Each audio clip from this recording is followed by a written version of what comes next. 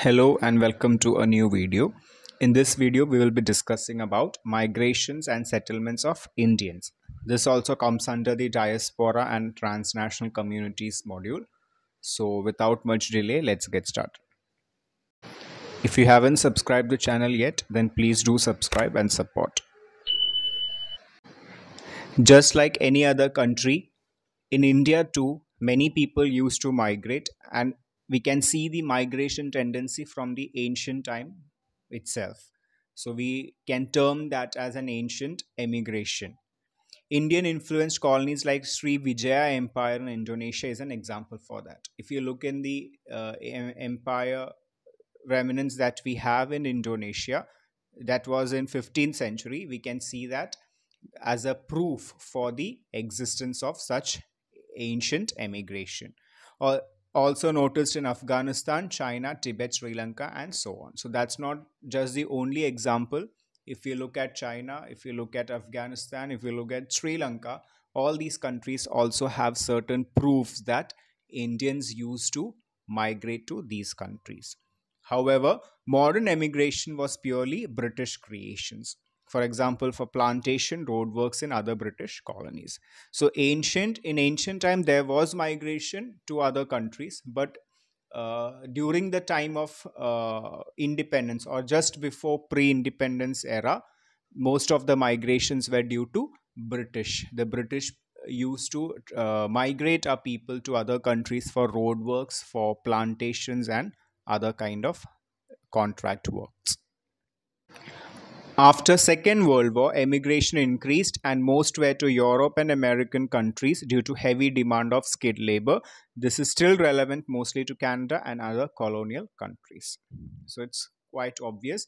After the Second World War, due to obvious demand for skilled labors, there were a huge hike in the count of emigration from India to other countries, mostly to European and American countries.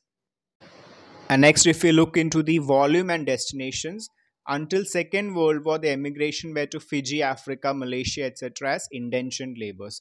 So, as we discussed earlier, before the British time, earlier the emigrations were mostly to uh, like Indonesia, Sri Lanka, and all. That's the ancient emigration. But as the British came into India and started ruling the Indian people, the initial stages, the emigrations were mostly to Fiji for sugarcane cultivation, to Africa, to Malaysia, etc., as indentured laborers. Indentured laborers means contract based laborers.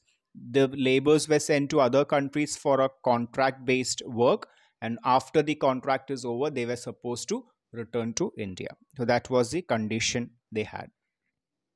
Now look into the if you look into the reasons for Indian emigration, the three main reasons were: one is colonial reasons, second is the excessively dependence on agriculture, and third one is mass literacy, mass illiteracy. Mass illiteracy means people were not at all educated, and that was a main reason for emigration because they didn't have anything to do in their own country, so they were forced to migrate to other country for better life or for work.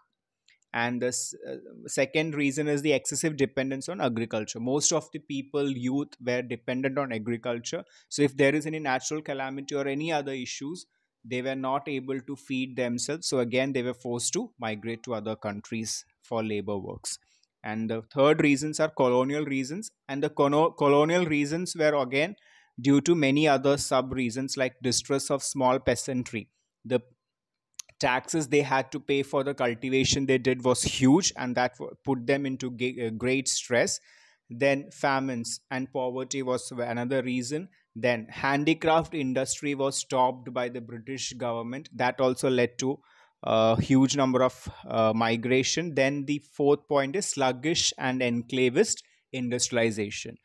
The Indian youth wanted to do something of their own, but the British government didn't allow them, and hence the kind of improvement we had in the industrial field was very slow, very sluggish kind of growth. So most of the people didn't have job. So again, they were forced to obey the British and had to go to other countries for labored work. And if we categorize or to look it as a pattern of Indian emigration, and this is mostly about the pre-independence. It's not about the after independence. It's about the time when British was ruling India. We can classify it as five pattern. One is indentured labor emigration. We discussed already. It's a labor type, labor contract kind of emigration. The British government used to send people to other countries like Fiji, Africa, for labored work on a contract basis. Once the contract is over, they were supposed to return to India.